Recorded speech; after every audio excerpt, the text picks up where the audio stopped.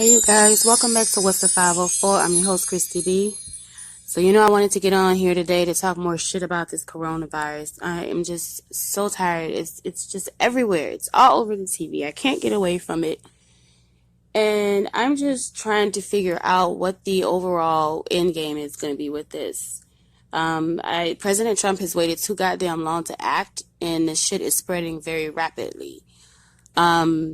I also want to know what the governors and the mayors are planning on doing for their citizens, because, everyone's, they want to tell you, oh, if you feel sick, then you need to stay home and you need to self-quarantine for 2 weeks and until you feel better and all this kind of bullshit.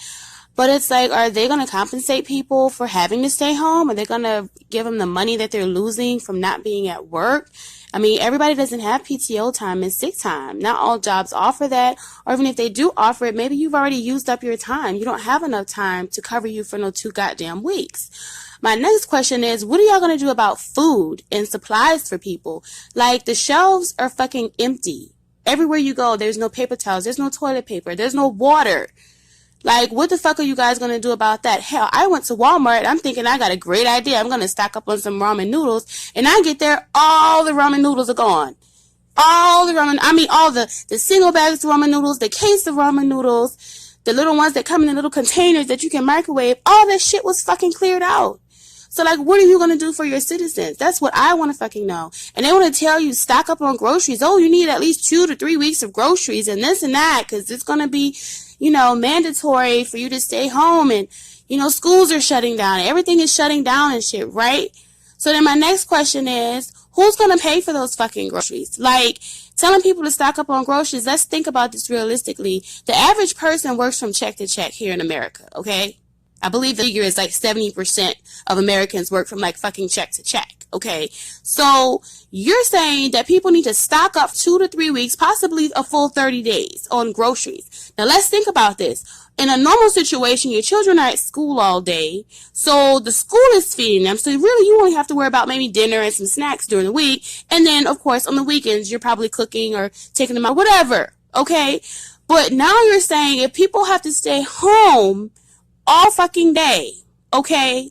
Let's think about difference in the bracket of money that needs to be spent to compensate, to be able to pay for everybody in that household to eat, and you're home the whole day for 14 days, possibly 30 days.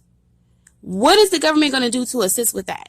Not everyone's in a position to be able to just run out and go and spend $200 or $300 on groceries to stock up. And then that's not even enough. That depends on your household size. I mean, that's like your average grocery bill. Maybe $300 a month, $400 a month. So if you're talking about everybody's home all fucking day for 2 to 4 weeks, and with kids, when they're home, all they want to do is fucking eat. If they're not outside running around or having something occupying their time, on a consistent, they're going to keep going back and forth to that refrigerator, looking for snacks, asking for food. So that food has to really be able to last you. And I have yet to hear what are they going to do to make sure that everybody has what they need. Because I know it's only a matter of time before they come and say it's a mandatory quarantine. Everything is shutting down. Like literally, you won't be able to go to the grocery store. You won't be able to go to the fucking bank. You'll have no access to cash. And you'll be lucky if you have access to even get prescriptions. I want to know how the hell that's going to work. You're telling people to stay home because you don't have enough room to treat everyone at the hospitals. Well, it's not just that. How are people going to get their medications? Like, how is all this shit going to work? I just said somebody needs to supply some answers on this shit. Because there's not enough information being given, and I don't hear enough resolutions being given here. Okay, Donald Trump, you suck at this. You should have acted sooner on this. Okay? Initially, nobody wanted to take this shit seriously, but then when you see how many people were dying in China and you see what the hell Italy has gone through, I think they jumped from was it 200 cases to a fucking 1,000 cases in 24 hours? 1,000 deaths, I think it is. I don't know if I'm getting that right, but I know they had I think they had 4,000 people there and 1,000 people died. I'm like, why the hell do they have such a high mortality rate with this coronavirus? And, they keep telling us, 80% of the people just have mild symptoms. 20% of the people have to be treated in the hospital. And only 2% of the people end up being in a critical situation or fatality.